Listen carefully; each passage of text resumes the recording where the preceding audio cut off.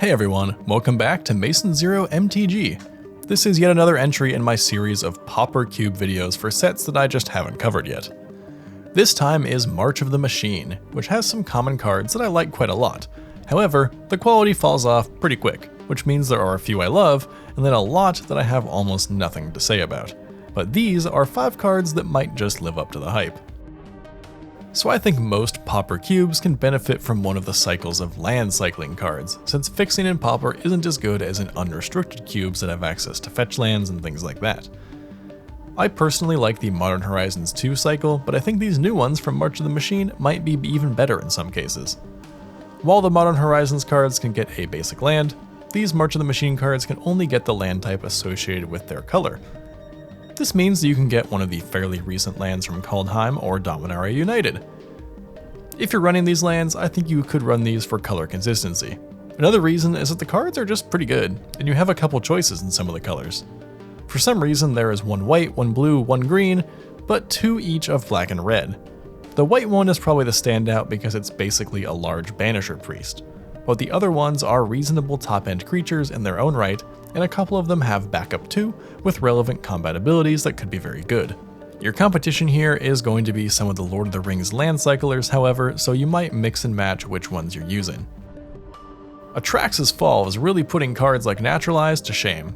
Okay, sure, it's a sorcery, but for 2 mana it can destroy an artifact, battle, enchantment, or creature with flying.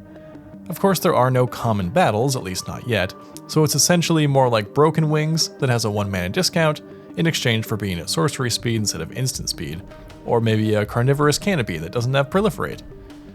If your goal is efficient mana, you'll like this card, and I think there are very few cases where you'd rather have a Broken Wings type of card just for the instant speed, but this is probably outclassed by the new Voracious Varmint from Thunder Junction, unless for some reason you really want a non-creature option.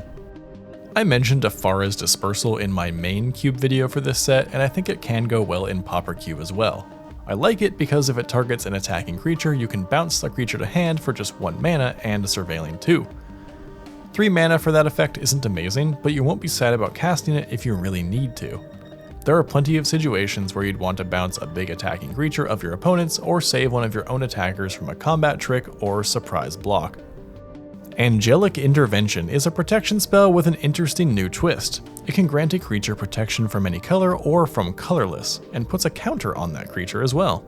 Certainly if you have a large concentration of artifact and colorless creatures, having the option to protect from colorless is huge.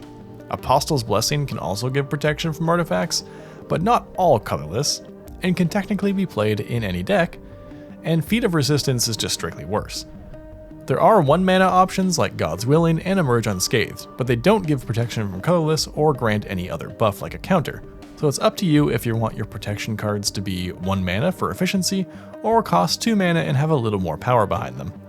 Wary Thespian is a pretty solid green creature. As a 2 mana 3/1, it's super aggressive. It also surveils on ETB and on death, which is quite a lot of value for 2 mana. This is great to have in your cube if you have a green graveyard theme, but it has other advantages like trading up in combat or getting in some big damage pretty early.